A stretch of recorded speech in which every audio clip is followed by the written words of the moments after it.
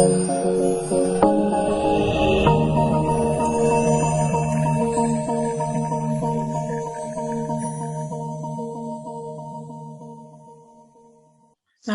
warahmatullahi wabarakatuh. Jumpa lagi di channel saya, Delili Indasari, di mata kuliah Interaksi Manusia dan Komputer.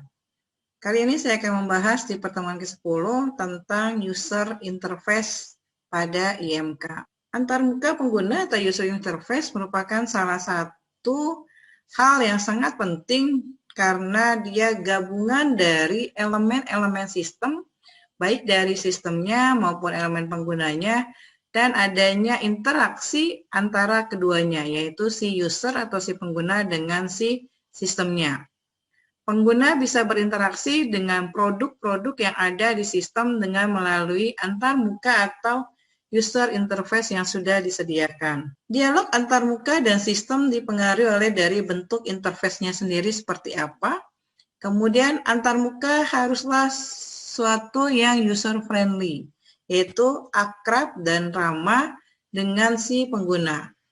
Antara lain yaitu antarmuka yang baik atau bagus dan menarik, mudah dibuatnya, kemudian mudah untuk digunakan atau dioperasikan, digunakan dan dipelajarinya mudah, kemudian pengguna ini merasa nyaman, senang dalam penggunaan user atau interface tersebut. Dan pastinya ekonomis di dalam pemakaian sumber daya yang lebih sedikit. Contoh misalnya, saat ini hampir semua orang menggunakan WA, di mana tampilannya sederhana dan mungkin memiliki daya tarik, kemudian bisa untuk chatting, bisa untuk ngirim gambar, ngirim video yang ada di dalam tampilan WA tersebut. Beberapa jenis antarmuka antara lain yaitu antarmuka berbasis teks, antarmuka berbasis GUI atau Graphical User Interface, antarmuka berbasis web, dan berbasis mobile. Sebuah program aplikasi terdiri dari dua bagian biasanya, yaitu ada bagian antarmukanya dan ada bagian aplikasinya. Media antarmuka manusia dan komputer sebagai menjadi dua hal, yaitu media tekstual dan media GUI, yaitu Graphical User Interface. Contoh misalnya kalau media tekstual ini adalah menggunakan perintah-perintah seperti printf dalam Borland C, bahasa C, dan sejenisnya. Sedangkan kalau GUI ini dia lebih ke pemrograman visual dan lebih interaktif. Ini contoh di dalam menggunakan bahasa C atau Borland C++. Contoh misalnya, kita hanya mau mencetak ini aja nih sebenarnya. Selamat belajar Borland C++. Tapi listingnya adalah ada pagar include stdio gitu ya. Kemudian include conio.h, kemudian main. Main ini adalah pembukaannya. Setiap teks di sini dia harus diperhatikan jeli-jeli atau jelas, titik, komanya, kemudian tanda kutip, tanda pagar, kemudian misalnya huruf besar, huruf kecil, dia akan sangat berpengaruh. Sedangkan contoh misalnya dari GUI, ini sudah berbasis visual, si user hanya tinggal memasukkan saja data yang diinginkan, kemudian klik mau tekan tambahkah, kali atau bagi, kemudian hasilnya akan kumulasinya disama dengan ini sudah sesuai dengan kumulasi yang sudah dibuat si programmernya. Piranti atau alat bantu pengembangan biasanya dia mempercepat proses dari perancangan untuk mengembangkan antarmuka interface yang sudah ada. Keuntungan dengan menggunakan piranti bantu antara lain yaitu antarmuka yang ditampilkan bisa jauh lebih baik. Kedua, program antarmuka menjadi mudah ditulis dan lebih ekonomis di dalam pemeliharaan atau maintenance-nya.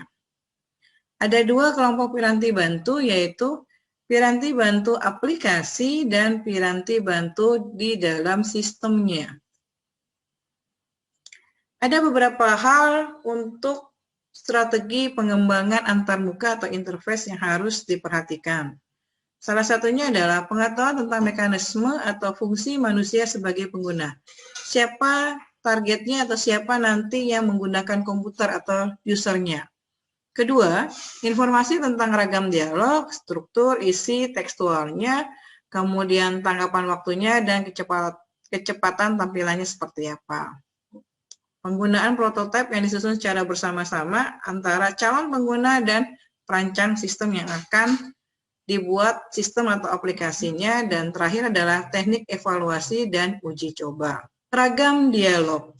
Ragam dialog adalah cara yang digunakan untuk mengorganisasikan berbagai teknik-teknik dialog antara si user dengan si sistemnya atau aplikasi yang nantinya akan digunakan.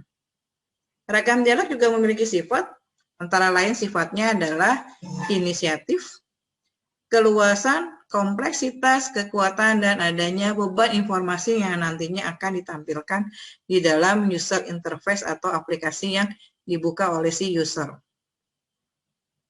Selain sifat, ragam dialog juga memiliki karakteristik untuk umpan balik yang ada antara si sistem tersebut dengan si penggunanya.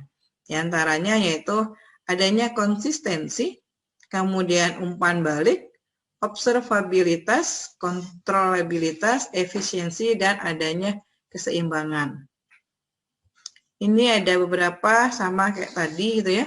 Ada beberapa kecakapan manusia dengan kecakapan komputer. Perbedaan antara manusia dan si sistem atau si komputernya.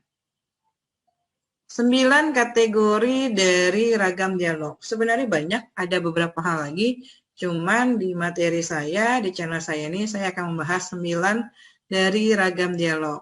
Di antaranya, dialog berbasis perintah tunggal, kemudian berbasis bahasa pemrograman, bahasa alami, sistem menu. Nah, sistem menu ini banyak, nantinya ada beberapa hal.